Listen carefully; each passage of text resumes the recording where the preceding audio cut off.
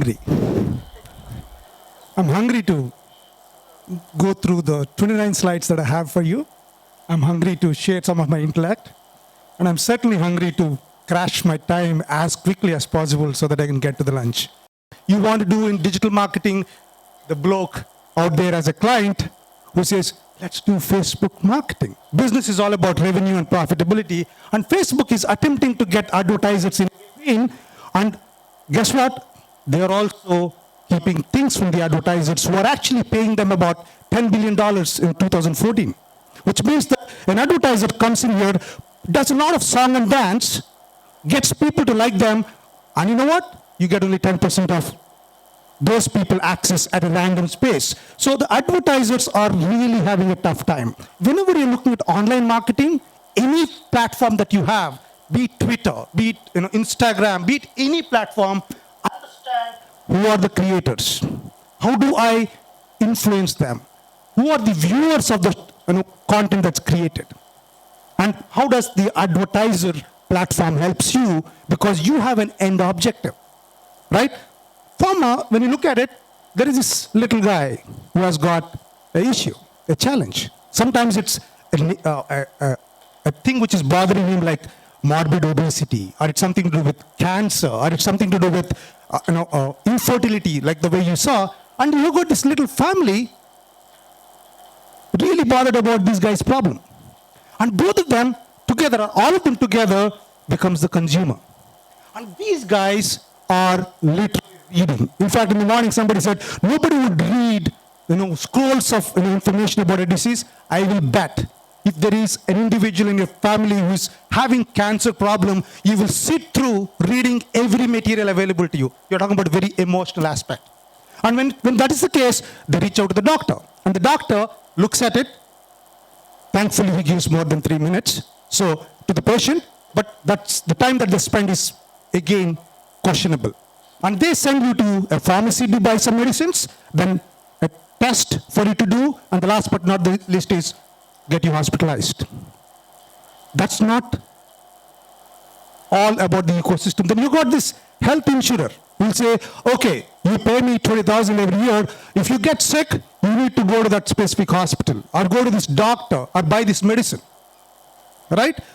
Because if you don't, if you looked at beautifully that when you want to get to the B2C, you're looking at awareness, you're looking at prevention, you're looking at emotional appeal. Most often, this is where most of the things get done. But actually, if you look at it, this is where most of the work gets done.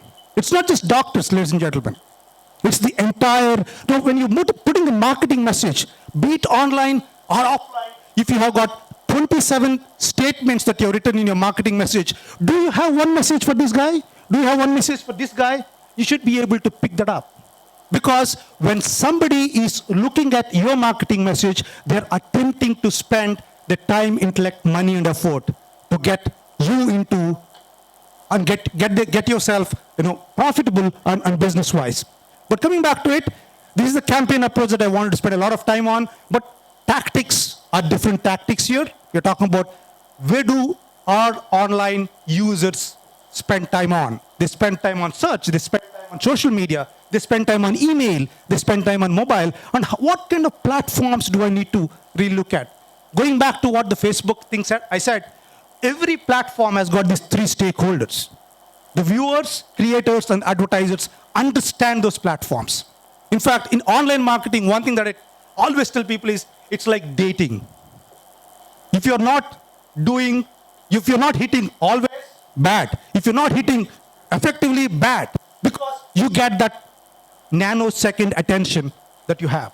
And it's important because you're attempting to appeal to the emotional aspects. But you can certainly analyze. I can clearly say, if I am sending an email at 8 o'clock in the morning, I'll get to know how many people have clicked on it, opened it, filled a form. You need to really get there. And when you're talking about it, I just wanted to introduce something called Dr. Jose. The effort would be good. You'll get good numbers. Quantitatively, qualitatively, you would lose out. But if you attempt to build a community when they are completely loyal to you, let me just go through it. I need to be aware. You start talking to me. When I say hi back. And when I ask you a question, reply back with something that I require. And so on and so forth. At some point in time, that micro conversion of trust, belief comes in. And then I start buying your product. And once I start buying your product a couple of times, there is a loyalty coming in. And the loyalty, that's when exactly you would be able to talk about the advocacy here, because if you get to have a guy to speak about a product who has not bought your product, it's a waste of time. But you need to really ensure that the shelf life of the campaign is important. That's one of the biggest problems that I see. In fact, when you come to me and say that, look, help me with my digital marketing, and if you don't talk about revenue and profitability, I will run away.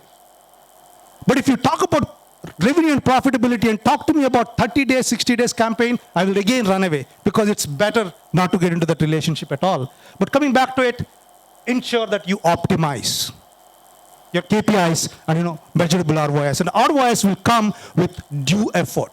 And when talking about it, this is where the Dr. Jose comes in.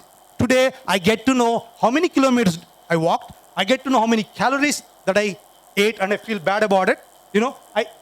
So on and so forth, which means that these data, which is primarily done at the diagnostic centers, they can be probably used for a better treatment. In fact, these data could be used by pharma companies for better consumables, which could be over-the-counter or otherwise. You're talking about wearable technology, and you're talking about big data. You're talking about cloud. I'm a practitioner, right? So I'm going to tell you what really works, right? When our sales guy goes out there in the tier 2, tier 3 market with a mobile device, what needs to happen for him to have an engaging conversation with the customer? How many of you are interested in knowing that? Every time you pick up and use your smartphone, you're disrupting a business. The future of most products and services and the way you consume and engage with them is in the smartphone, right? So when you think of digital, I'm sure all of you already so far have heard the word disruption. How many of you have heard that from the morning, the word disruption when it comes to digital? Really sexy word, right? Consultants use that a lot, right? Disruption. So how many of you have heard the word transformation? Already, fantastic. So apparently that's what digital is really about, right? It's transformation, which is digitally driven and fundamentally disruptive. Kaidu is part of my job. Why is it that only 10% of the time that an average sales guy spends in the field, only 10% of the time he's selling? How much time does a sales guy spend on the CRM system in his 9-to-5 routine? Right? So what you have as a consequence is a lot of systems that the sales managers love and the sales associates hate. How many of you know what I'm talking about? No longer work for your company. That's a reality, right? How many talent management systems respond to that reality? The people who know the most about your product probably work for a supplier, right? But your talent management strategy has no factor for that. So things are broken, right? So that's operational transformation as I see it. So think of the change in the ecosystem, and that as an analogy for what's happening within our organizations. And the last that I want to talk to you about is industry transformation, okay? And the two examples that I love, the first example that I want to talk to you about is Tesla. How many of you have heard of them? Tesla. It's a beautiful small company, not small anymore, founded by a guy called Elon Musk in the Silicon Valley. It's an electric car company, okay? And everybody gets really excited. They say, wow, electric car. But that's not the big deal. May not be a pharmaceutical company. A lot of people are saying the biggest healthcare company in the next 5 years is going to be Google. Everybody knows that, right? So transformation is happening at a very, very rapid pace. It's just a question of, are we ready to respond to it, right? So what does that mean? What does that mean for all of us? That means you've got to look beyond the nuances of your own industry segments, right? And it's possible. We're doing that already at Pfizer. Today, when we're trying to solve supply chain problems, we're not looking at what GSK and Abbott and Merck are doing.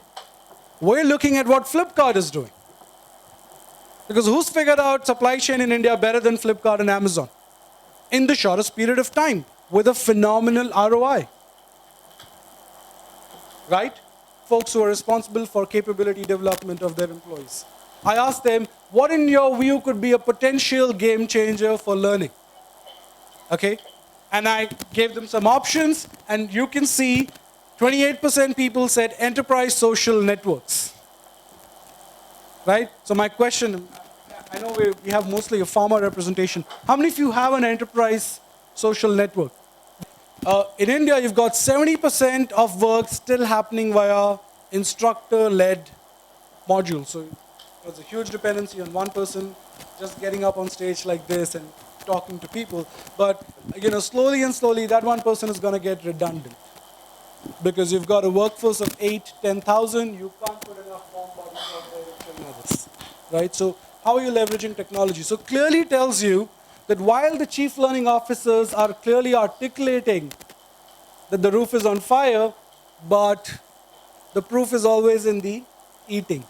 You don't see that reflected in the current practices of most large organizations, right? We're launching our first mobile learning application. It's actually a sales enablement, sales proficiency builder and manager, and it's called Rocket. Okay? It's not an acronym, so don't ask me what it means. We just like the name. Okay? That's what it's called. It's anytime, anywhere, any device. It's cow. Right? It's sitting there. Does nothing. And you probably don't go there. Or you delete it, right? So it does something very, very simple. I now have the ability to check the knowledge of my 2,500 salespeople on a month-on-month basis by pushing them mobile-friendly assessments. I'll give you something to tweet about, right? And while you're tweeting, maybe you're thinking as well. So my final 140 cents on what's changing, what's digital learning. Number one, this is true. Okay? Learning and development is a favorable but not a necessary condition.